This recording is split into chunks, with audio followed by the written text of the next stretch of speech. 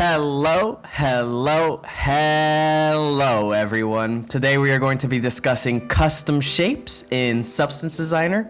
I want to bestow my knowledge on how to approach complex shape design, starting with the simplest of forms and going to more complicated ones. For example, making a Nintendo Switch in Substance Designer or a very complex building material, both which are very impractical.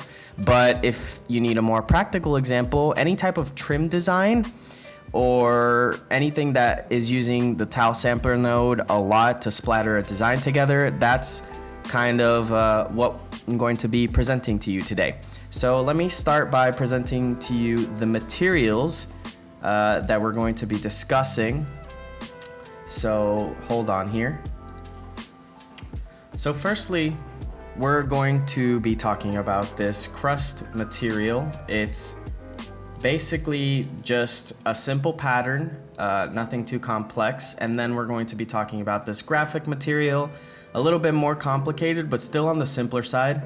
And then we're going to be talking about a trim texture, and that's a little bit more on the complicated side, especially this one specifically. There's a lot going on here. And then finally, we're going to be talking about just a fun little Nintendo Switch material that I made. It's basically just a custom shape, so it'll probably be the best example towards what we want to present today. So,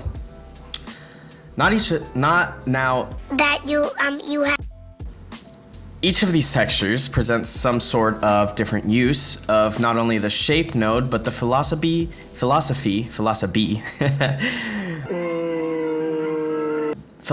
behind what we're trying to achieve with certain shapes.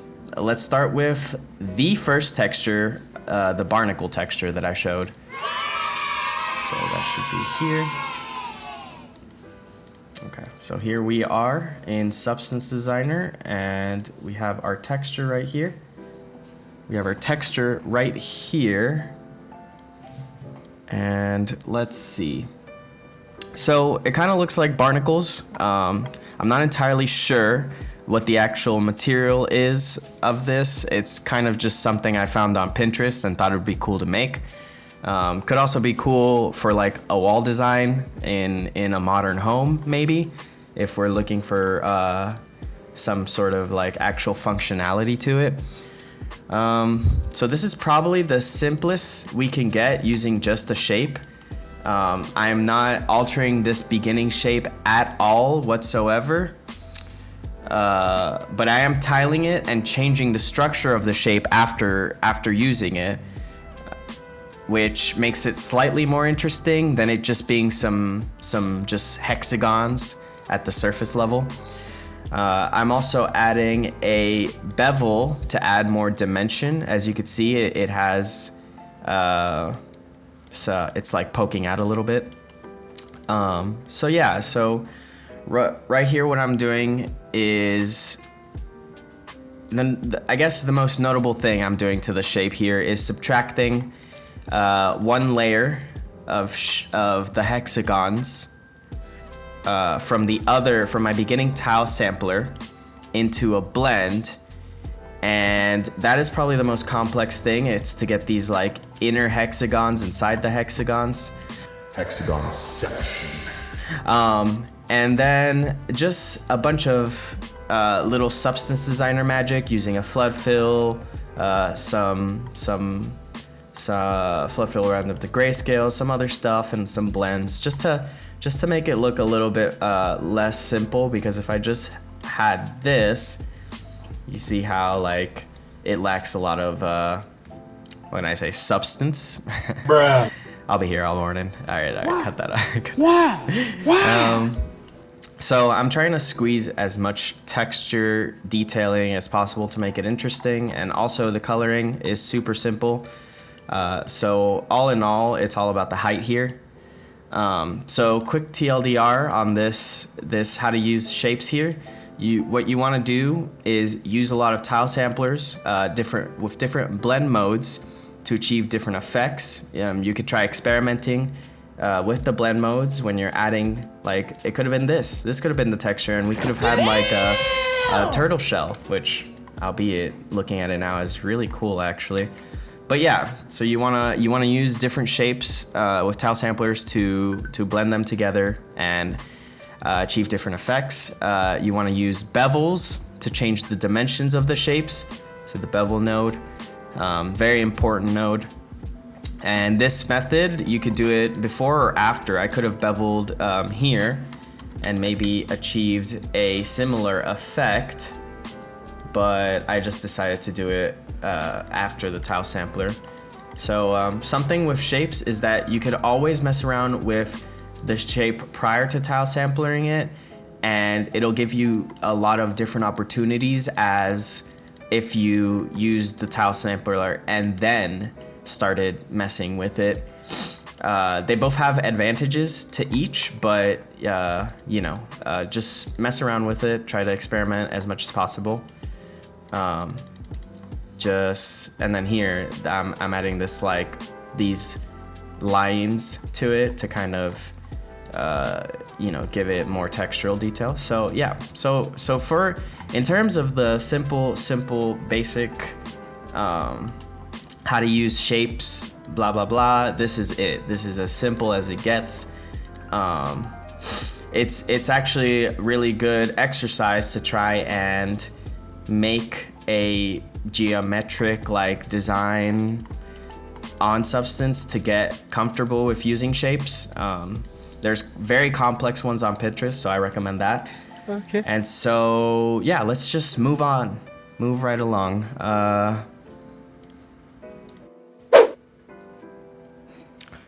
In this next texture, we're going to get a little spicier than the last. This texture is still extremely simple, but the design allows us to look at shapes differently.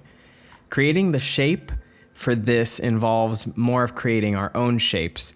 So it's more of a intermediate type texture in that regard, and it's also the example I shared earlier, where we're not messing with stuff after the tile sampler, but before. So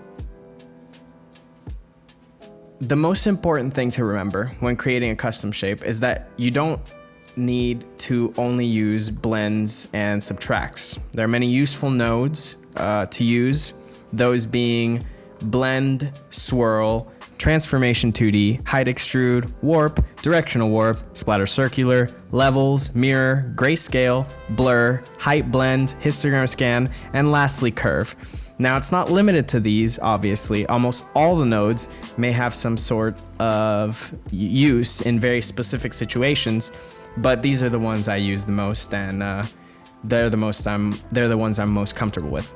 So now that I've laid out those important fundamental points, we can finally start talking about this texture specifically. Again, it's another geometric pattern that I found on Pinterest, but the initial shape I'm molding at the beginning by taking a square shape and subtracting disc shapes from it with the blend node to get this halo-esque kind of sci-fi shape. I'm using the tile sampler here to make it into a cool pattern, and very importantly, using the offset on a vertical quinix, the vertical quinix on the offset type to give it this formation. Usually it's set at horizontal, but you got to make sure to change that if you want to get a different pattern type. Everything else after this pattern, after I finish molding the shape, it's just more minor details and coloring. But since this isn't related to the actual shape of the texture, we're just gonna move right along.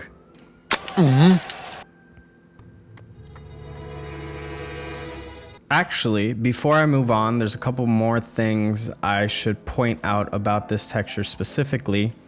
I'm using two alternate shapes of the same base shape to add variety to my pattern. As you can see here, I have 2 pattern inputs.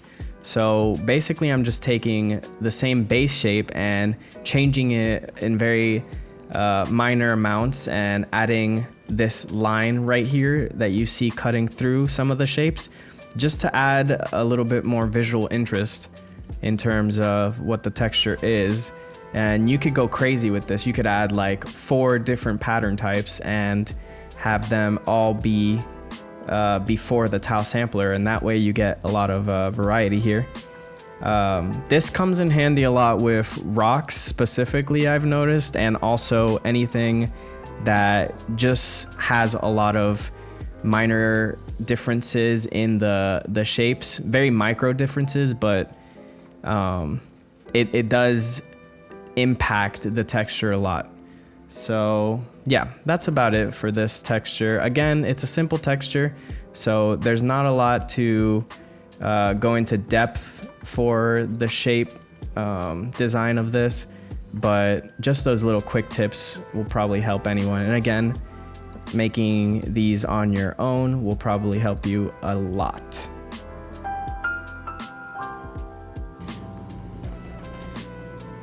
Now, if you stuck around until now, I'm super happy, because this is where it gets a lot more complex and a lot more exciting. These 2 next materials will help us a lot more in terms of finding more nuance in the shape creation process.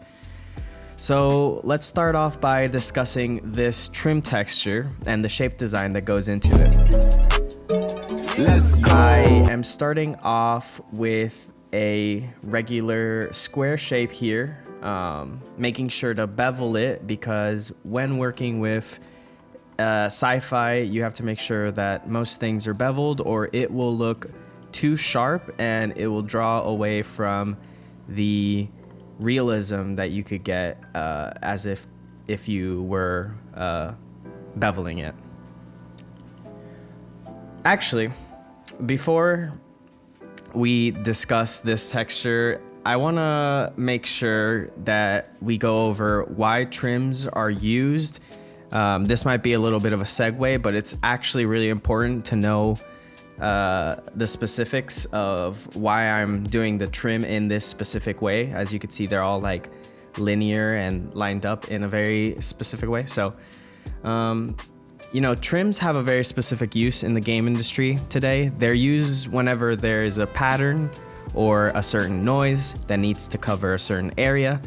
This is kind of vague, but let me give you an example. If there's a building and you've covered it with a brick material as the main material, it'll probably look too uniform and unrealistic, even when adding grunges or you add like a plaster or something. It'll still be missing those unique one-off pieces that make the building and give it its identity. So that's where trims come in. You can throw them into sections of the building where you want there to be a specific design or need some breakup of some sort of interest. So something that just makes it have more uniqueness to it. If you're using reference, most buildings already have sections where you'll recognize you'll need a trim, such as and. But if you create something from scratch, for sci-fi, for example, you're going to need to think about what kind of design you want. For this, you'll want to make multiple sets of trims, usually anywhere from 2 to 4 will be enough. If you have a lot of variation, it will help your future self a ton because you planned for it. So since this isn't a video about trims though, I'll leave it at that, and let's just go back to explaining this specific trim that I have here. So as I was explaining before, I start off with a classic shape node with a square. I bevel it, and I'm using different transformation 2Ds to set my shape and how I want them to look. I'm blending them together to get this very specific pattern. Almost looks like 2 doors, and I'm using gradients to offset the height of the paneling. So you see here, this is not a gradient, but I am using transformation 2Ds with the same exact shape and just subtracting it from itself. So that's pretty much gonna be, you know, this entire shape at the top here is just me subtracting, blending, using height blends to make sure that I'm adding these little knob bits here and these parts. Since I'm adding them afterwards, after I made the door design, I can just height blend it on, and it is the fastest way to get that. And then I'm adding these little small squares at the bottom here, and I'm actually using a gradient for this on a transformation to get this slope here, which creates an interest in it that it probably wouldn't have otherwise, of it just being like a square.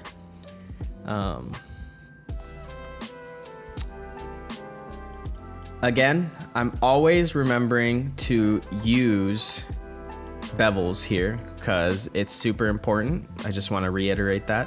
And then I'm taking my completed shape that I have here and tile samplering it so that I could create a pattern, and then subtracting the ones I don't need, because realistically for this trim texture I only want one of everything, since they already create tileability in themselves.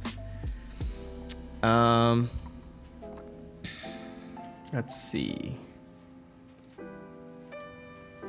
Something that I see a lot of beginners mess up in this instance of making shapes is making them really small if they are small. I think that gives you less opportunity to add details that you would want. So usually I just make my shapes really massive and I downsize them if I need to, rather than like making the shape really small and then adding that to my other shapes. It usually helps with the resolution and the details of it, and could save you a lot of time if at the end your shapes aren't looking as crisp. You don't want to use like some sharpen node, because that's just gonna make it look a little too unrealistic. So yeah, just a little quick tip, a good note for working with trims. It's also important for me to know when using height blends versus blends. This will really come in handy with any textures with tons of shapes being blended together. Mainly, height blend is for when you want to specifically control where each shape is in relation to each other on the 0 to 1 scale. For example, if there is a square and you want it on top of another square, but it isn't going to be covering it fully, that's when you would use height blend and change the intensity of the blend accordingly so that it looks like what you want. That being said, you could also use the blend node in this example. What? But it's the height blend node makes it easier for you to control your height offset rather than having to use like a mask per se with the blend node. And the more complex a shape gets, the harder it is to measure out the blending of it with the height.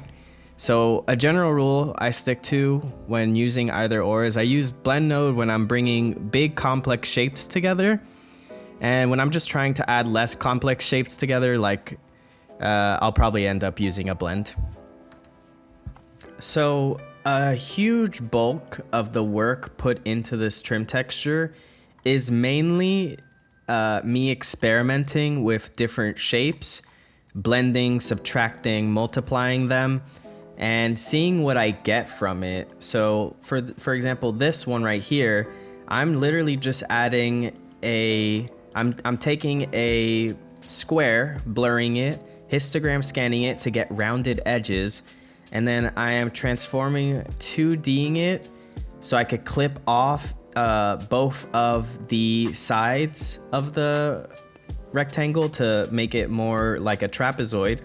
And then I'm blending that into itself to get like a framed trapezoid, and then adding these little, I don't know, like switch shapes, light switch shapes inside of it. And it's just making a cool pattern that I'm adding to this to get that whole uniform trim there. And that's, you know, you want to collect reference when creating something like this specifically, and the bulk of the work being done here is just, like I said before, experimenting.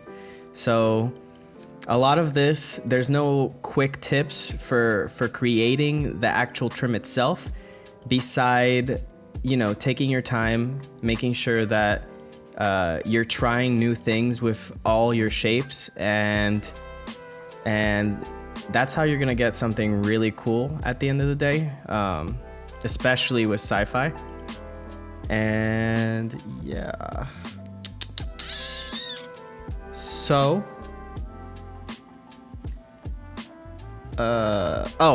I also want to mention that I'm going to be putting the materials that I'm representing in this video in a link in the description, so you could go check out that, and you'll be able to have access to these materials and look over them yourself, so you could see all the things I'm doing, because I'm sure I'm doing something in this texture that I forgot I'm doing, but it might be very useful to take note of. So yeah, that is on that. And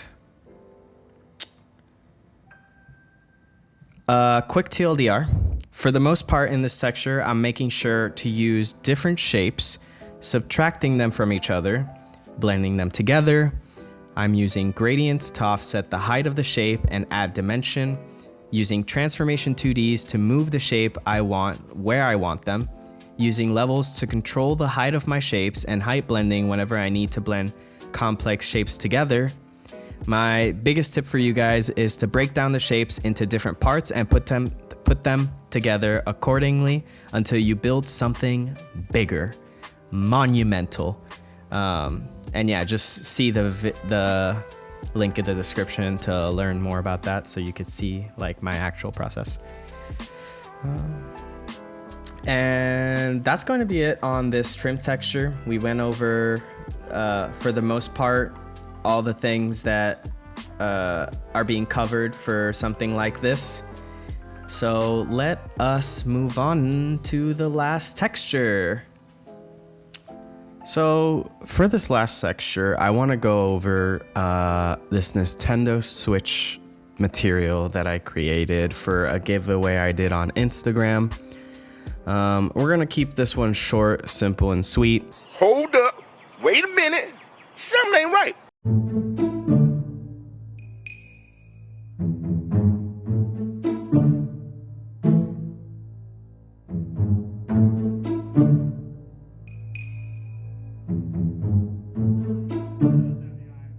Are you sure about that? A lot of the fundamentals being done to create this texture is stuff that we've talked about for the other textures. So really it's just applying all of those to create this one. And this texture is not really practical at all in game development. I mean, you would probably most likely model this if it were for a game, but for getting better at understanding Substance Designer and shape creation in general, it's super helpful.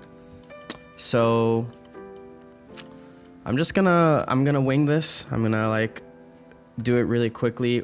Again, it's just gonna pretty much be a reiteration of stuff I've said before.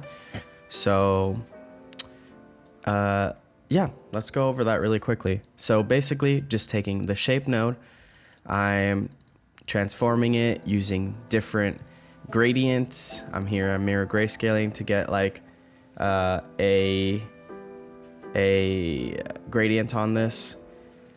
So for this texture, it's really precise. Like the cuts that I'm doing, the bevels, the subtracts to get this is really precise. You have to like, when I'm going here in these subtracts, they're at 0.03.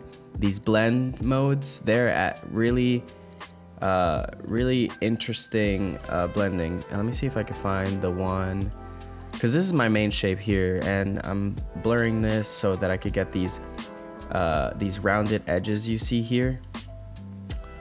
Something that was really interesting when I was making this was adding the screen.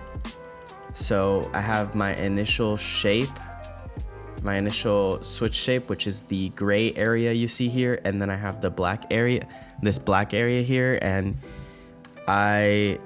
for that, it was really interesting to kind of blend together. You kind of see it here in the height, how we're doing it. We're just subtracting base, like behind it, we're subtracting some height off of it, and then we are adding right back on top a slightly smaller like screen, just to give it that sense of realism. And then this is kind of like a trickery with the color. I don't really have any height going on for this, because realistically for the switch there's no extrusion or anything happening here. It's just like the screen projection, and that is just a color trick. Magic. Which is super interesting. For the controllers on the sides here, that was a challenging part, getting it to kind of be completely like attached to the switch while also feeling like it could detach. And let me see where that is. So that's down here. So yeah, I'm basically taking my initial shape here, doing the histogram scan transformation blurring stuff, and then I'm taking it and subtracting it from itself to get that like half square vibe. And then, you know, blurring it again using a levels, because we want it to have like a nice little bevel here and gradient. So I'm controlling that really well with the non-uniform blur here and the levels.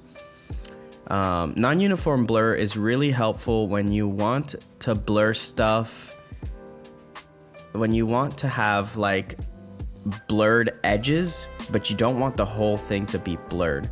So that's kind of what I'm doing here. And again, a lot of these shapes, it's just like, it's hard sometimes to even get it so precise, because right here you could see like this shape might be slightly off, or this shape, but at the end of the day, you're not gonna really be noticing that when documenting it. Right here, this shape, it's not like really protruding. Like, this is not completely realistic, because on an actual switch, it would be like protruding out, and you would have some like three-dimensionality to it. There would be like a little like joystick part here underneath it, and this thing wouldn't be like directly attached. But since you can't really do that on Substance, at least not from my knowledge, this is enough to sell the idea that there is a joystick there. And as soon as I like put more height onto it, if I go to the tessellations here, you can see that it protrudes out enough to like sell the idea of it being like that classic joystick for the Switch. So yeah, just again, a lot of transformations here happening, subtractions, height blends, color, a lot of color that I'm micromanaging here. It's very straightforward though. Like, if you have a Switch, or if you see a picture online, you could really just that's what reference is for, you know, like you could just go off of that really well. Yeah, so just making sure, and this, again, this is gonna be in the description, so you could just check it out for yourself, mess around with it, see how I completely make some things, because there is some like cool tricks happening here. Like for the fingerprints here that cause the roughness to look interesting, I'm doing some cool stuff. Like, I'm taking a directional noise, I'm using Cartesian to polar, which is something that I don't find a lot of use in, but it is for specific instances like this one, it's super useful because we get to make this noise go into a spherical way, and then I'm transforming 2Ding that using a reaction diffusion fast, which also is a node that I don't really use often, but when I do use it, the purpose of it, it's like, it's magical, honestly. It's beautiful. And then I'm taking this shape node, doing that, I'm swirling it a little bit, you know, trying to add some distortions, and then boom, some imperfections onto this with a moisture noise, and then I'm just tile samplering it, and you could see, and then breaking it up with clouds 2 here, and you could see that really is adding a really cool effect to this, like smudge, like you smudged it with your with your fingers. And then, yep.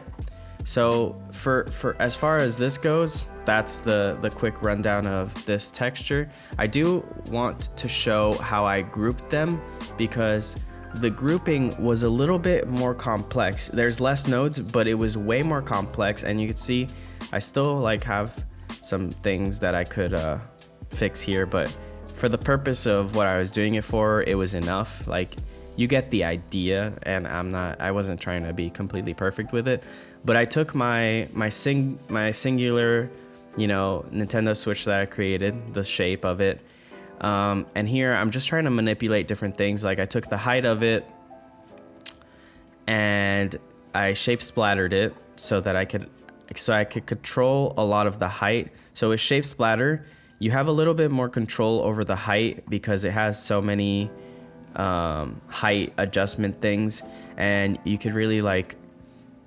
down to the micro detail of the height, you could really control that. So I'm using that, I'm high blending it on top of each other, and you know, using a safe transformation grayscale. And then, oh, so for this one, I'm actually just using the color. So I'm taking the shape splatter, using the color, using the base color from my original four-sided and adding that to the pattern, and taking the shape splatter data of this. So this was kind of complex for me to figure out, because at first I was just doing the height blend and that was not giving me the correct thing.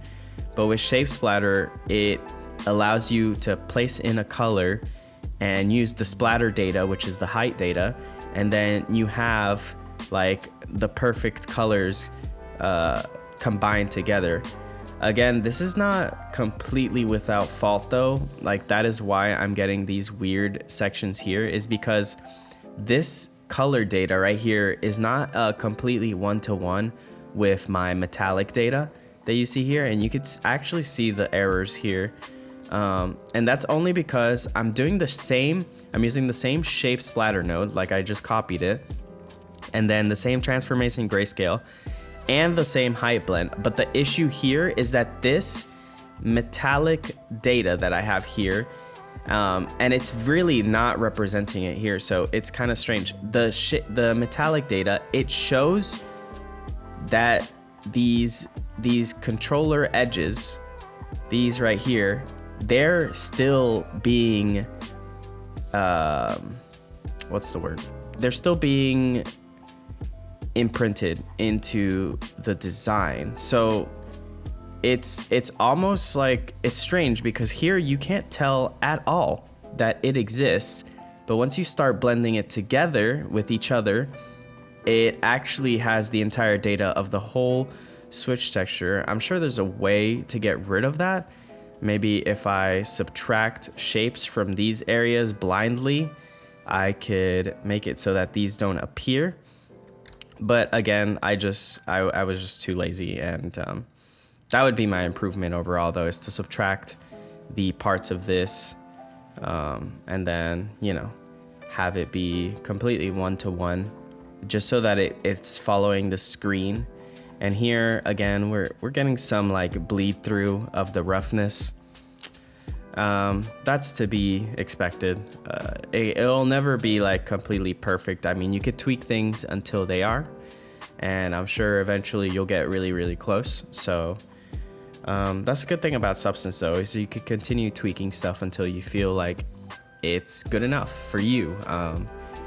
And yeah, so that was my overall thing I wanted to touch upon with this, because those are the things I ran into while creating this texture.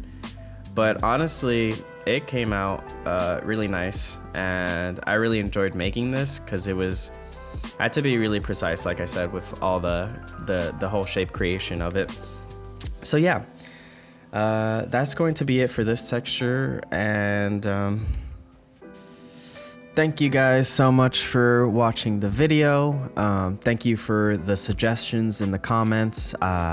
I really am enjoying creating these videos for you guys. So I know I haven't been very consistent with a schedule, and I am trying to get better at creating content quicker so that you guys can, enjoy it and learn something. Also, my Patreon will be in the link in the description below, so you could look into that. I'm going to try to be posting on there more often than on YouTube. So, yep, thank you guys again, and I hope you guys learned something today, and subscribe and let me know what I should do for the next video. Thank you so much. Bye.